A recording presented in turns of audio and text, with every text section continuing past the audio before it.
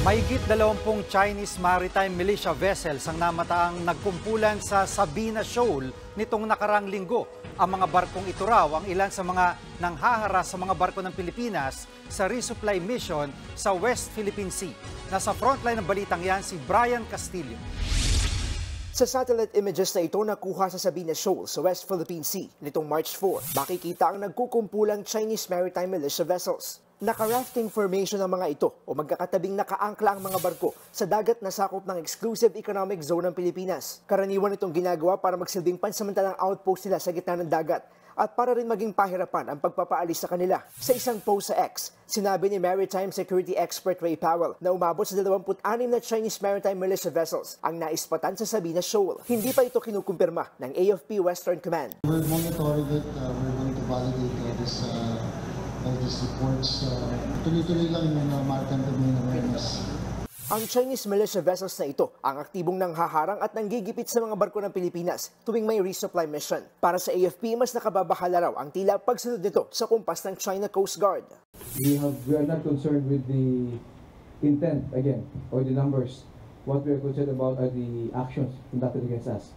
Regardless of the numbers, the actions are more concerning to us. Dahil sa panghahabol, panggigipit at pambobomba ng tubig sa supply boat ng Pilipinas itong nakaraang linggo, inarekomenda ni House Speaker Martin Romualdez na maglagay ng 2 hanggang 3 FA-50 fighter aircraft sa Palawan. Layo nitong magpatrolya sa West Philippine Sea. Pwede rin itong sumama sa mga resupply mission sa Ayungin Shoal. Pero hindi pa ito napapanahon ayon sa AFP. Marami namang options.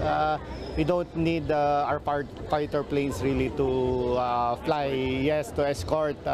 Kaya-kaya ng other capabilities. Gayunman, ang paggamit ng air support ang isa sa mga nakikitang paraan ng Westcom para magtagumpay ang mga resupply mission. Lahat ng aircraft, all available aircraft ng Philippine Air Force, lahat ng barko ng Philippine Navy, all the assets are available to me.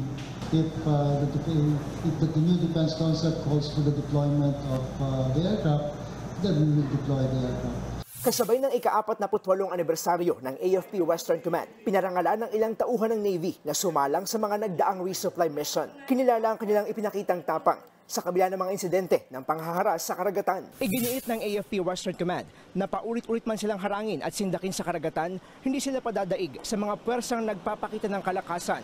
Wala raw makapipigil sa kanila na maghatid ng mga probisyon para sa lahat ng mga sundalong naroon.